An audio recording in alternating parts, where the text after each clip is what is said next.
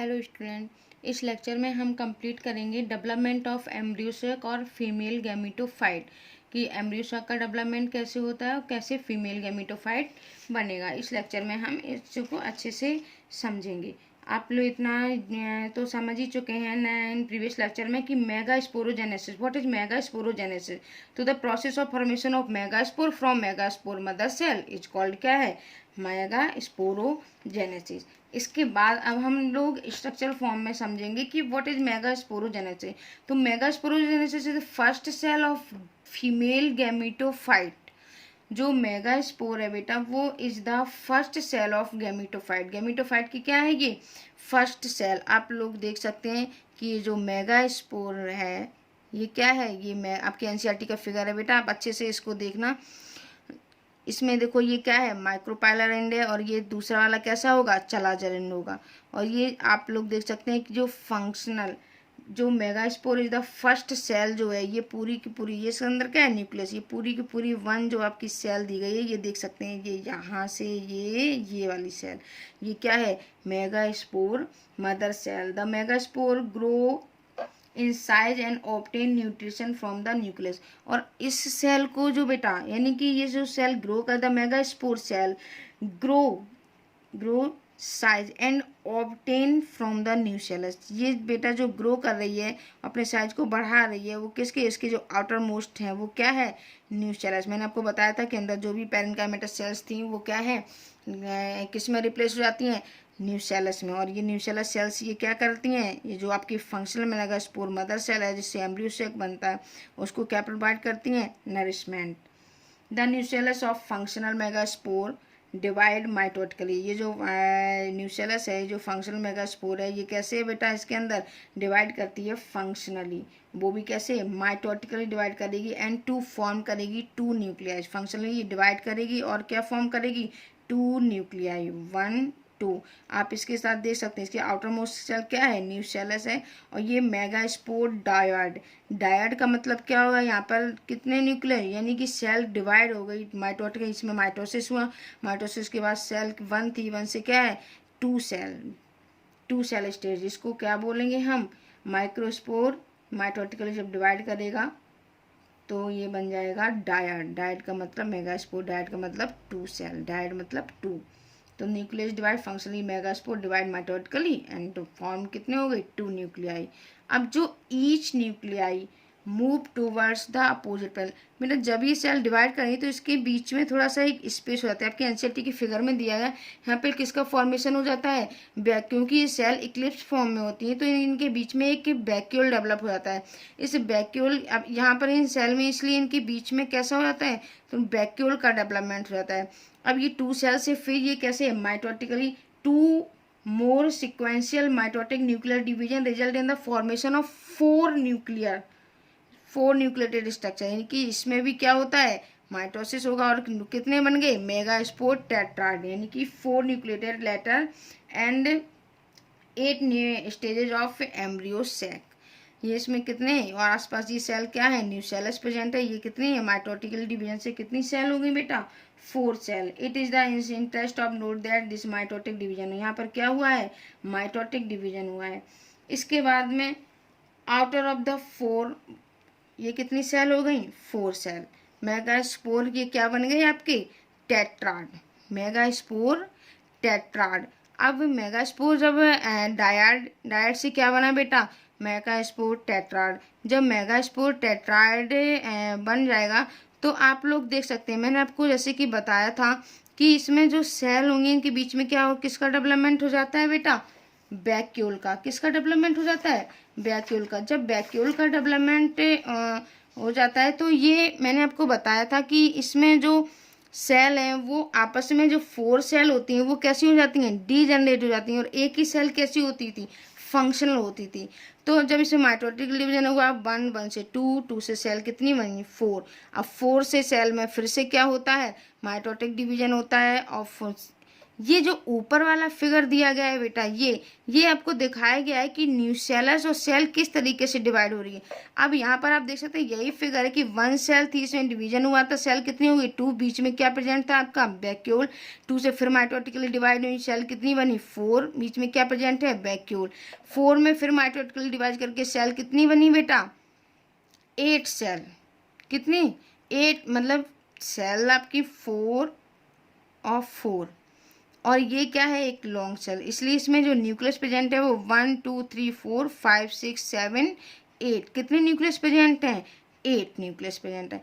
अब आप इसमें देख सकते हैं आगे का जो फिगर आपका दिया गया है कि इसमें जो 3 सेल हैं बेटा, यानी कि आउट ऑफ जो 4 सेल हैं 1 nucleus from each pole migrate, यानी कि अपने अपने पोल की तरफ से ये सेल कैसी हो जाती है माइग्रेट कर जाएंगी टूवर्ड्स द सेंट्रल, कहाँ से सेंट्रल से, सेंटर, और जो 1 न्यूक्लियस होगा वो चलाजल एंड के पास चला जाएगा और दूसरा किसके पास चला जाएगा माइक्रोपाइलर साइड पे, किस पे जाएगा माइक्रोपाइलर। अब आपको माइक्रोपाइलर और चलाजल एंड आपको अच्छे से मालूम है, और दिया इसी को हम लोग क्या बोलते हैं पोलर। अब देखो इसमें अब ये देखो 4 और 4, इसमें 3 सेल क्या हो जाएंगे बेटा अपने अपने पोल की तरफ चले जाएंगे, 1 2 3 देख सकते हैं आप 1 1 2 3, 3 सेल और 1 2 3 और 2 पोलर न्यूक्लियाई, यानी कि 2 जो सेल हैं वो कैसी हो जाती हैं बच जाती हैं, बाकी 3 सेल क्या है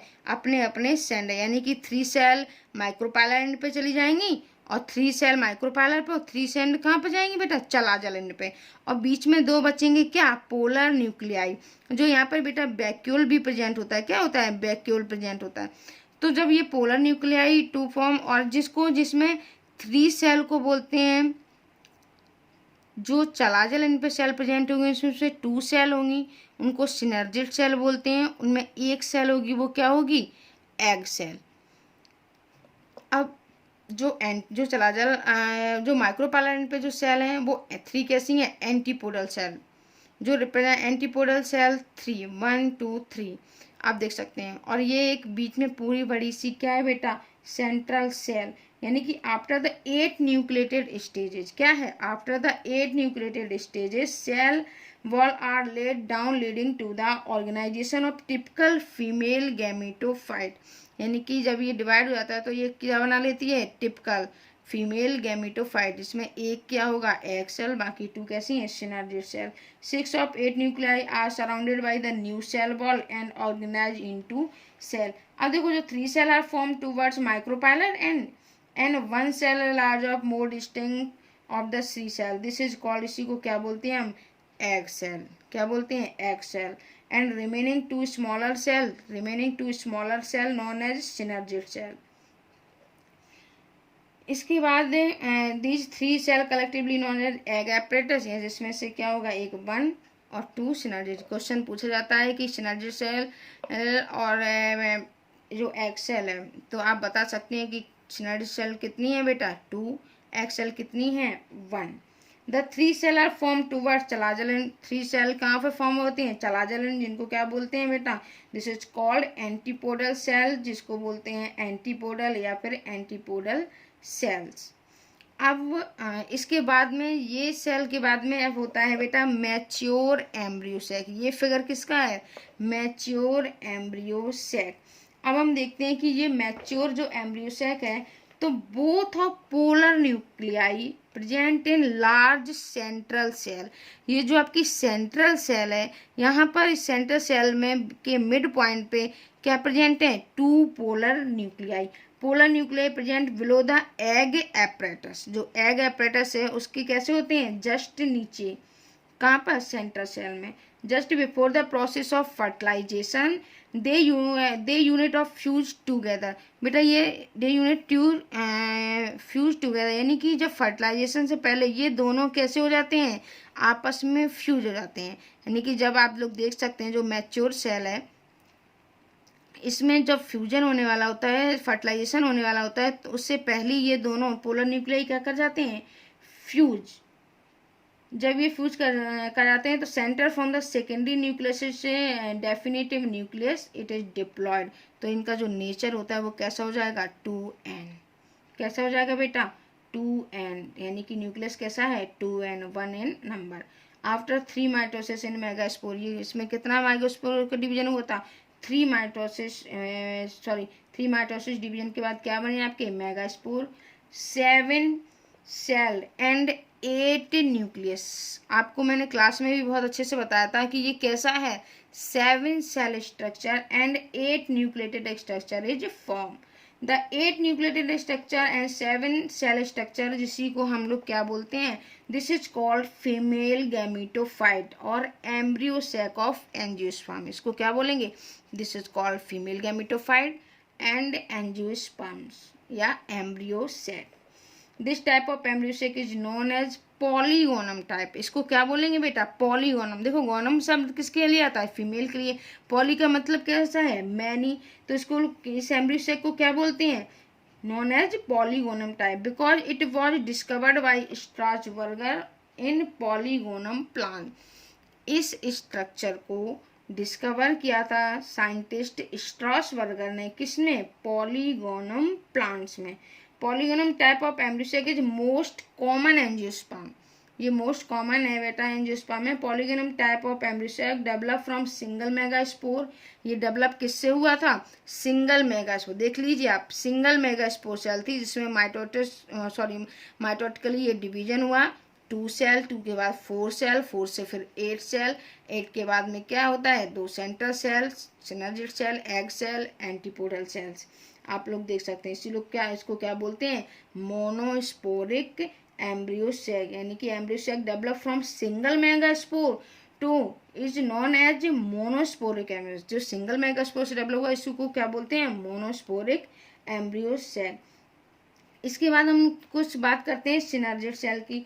द सिनर्जिड सेल है फिंगर लाइक, आप देख सकते हैं सिनर्जिड सेल में यहाँ पे ये फिंगर लाइक फ्ली स्ट्रक्चर है जिसको हम बोलते हैं filiform apparatus. This is called filiform apparatus. Synergid cell है finger like projection like structure micropylar in tip called filiform apparatus. With the help of these structures synergid absorb, with the help of synergy, यानी कि ये किसको, food को, यानी कि आप देख सकते हैं बेटा कि जो फ्लीफॉर्म एपरेटस है ये आपके आफ्टर मोस्ट में कौन सी सेल थी, न्यूसेलस। क्या प्रेजेंट था ये आउटर मोस्ट में, न्यूसेलस।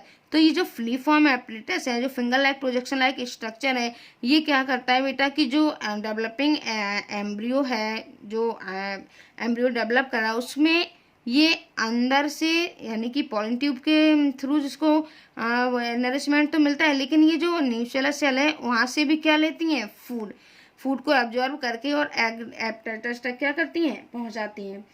यानी कि which help the structure synergids absorb food from the nucellus and transfer of the embryo sac. Food कहाँ से लेती हैं, न्यूसेलस से, और कहाँ पर ट्रांसफर करती हैं, एम्ब्रियो सैक पे।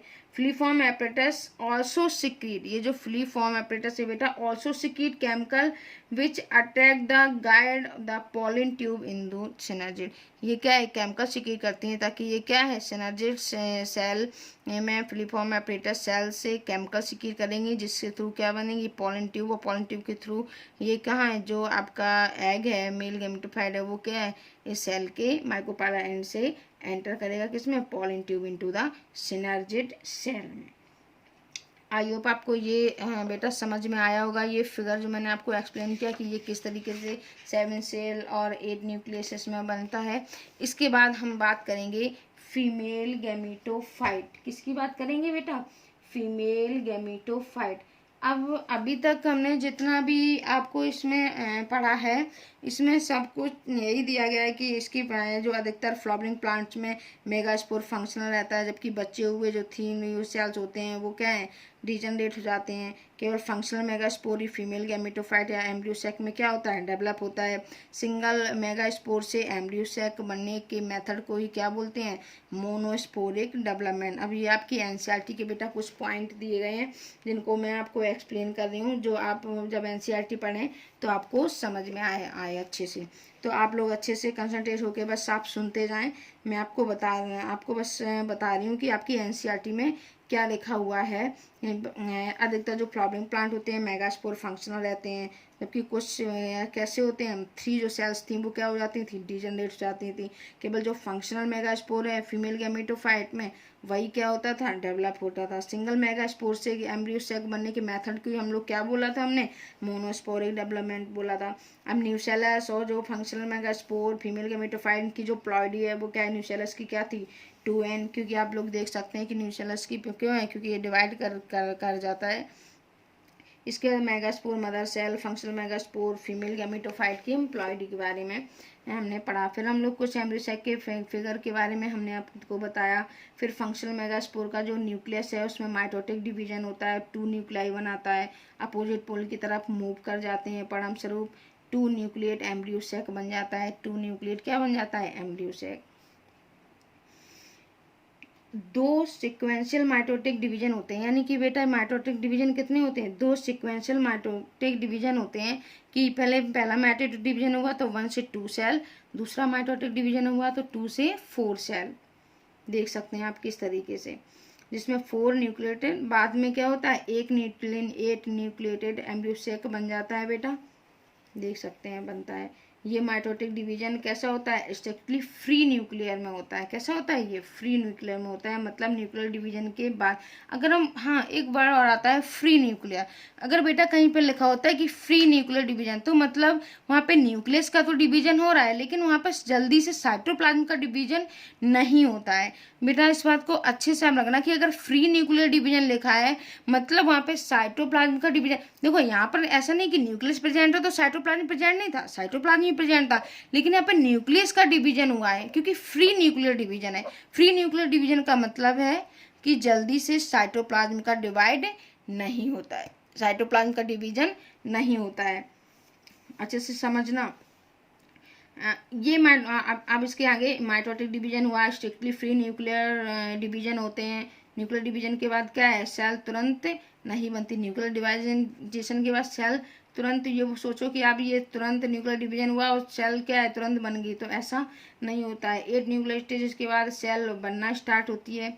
जब एक न्यूक्लियर डिवीजन हो जाता है इसके बाद क्या है, सेल बनना स्टार्ट होती है, जिससे टिपिकल फीमेल एम्ब्रियोसेक यानी कि फीमेल गैमेटोफाइट या एम्ब्रियोसेक का ऑर्गेनाइजेशन होता है।